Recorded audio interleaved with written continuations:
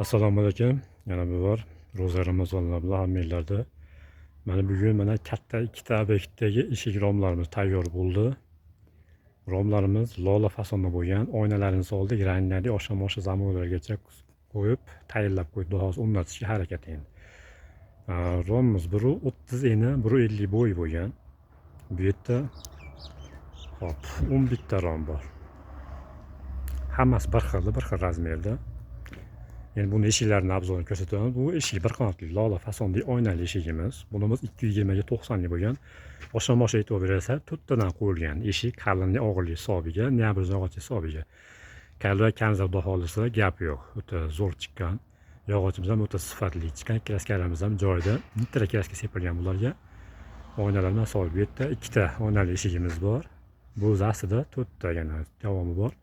Buni yopiq holatdagi esa lola eshigimiz mana. Bu ham polni nabirz yog'ochlardan bo'lgan. O'sha-moshalari to'rttadan. Zamonimiz xohlasa eng yaxshi zamonlardan. Bu romimiz mana bunisi yana bitta obyektga. Bu rom tashqari ochilgan.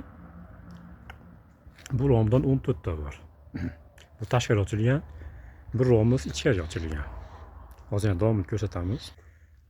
Bu yerda 4 ko'z romimiz bor. Eni 1.80 ga, bo'yi 1.50 ga bo'lgan. O'rtadan ikkita ochiladi, bular tashqariga. Yana yopiq eshigimiz mana. Bu ikki qanot, ana shu joyda ikki qanot eshigi. S fasonda bo'lgan eshigimiz, kichik qanotda yopiq bo'lgan, katta qanotda S fasonda oynali. Mana dillar ro'ylarlari ko'ra olasizlar. Juda ham sifatli, chiroyli ochilib, mana kraskada ham yarki ko'rinib turibdi. Kalva karzani bemalol tomosha qilib baho bera olasizlar. Bitta like bosib qo'yasiz. Bu yana yopiq eshigimiz. Bu 3 ko'zli romimiz davomi.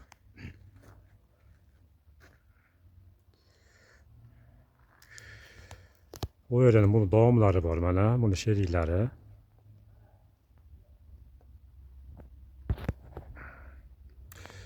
Bu yerda yana bir qanot tayyorladi. Bu rang holatida. Bu atkilatkali eshiklarimiz mana. Atkilatkalaridan qilinyapti bu holasa.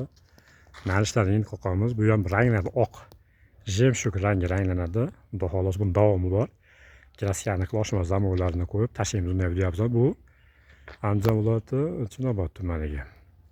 Ko'ryapsizlar, atkilatka 5 butog'i yog'ochi ham mana haqiqiy nabirzni ko'zsiz xudo xolasa.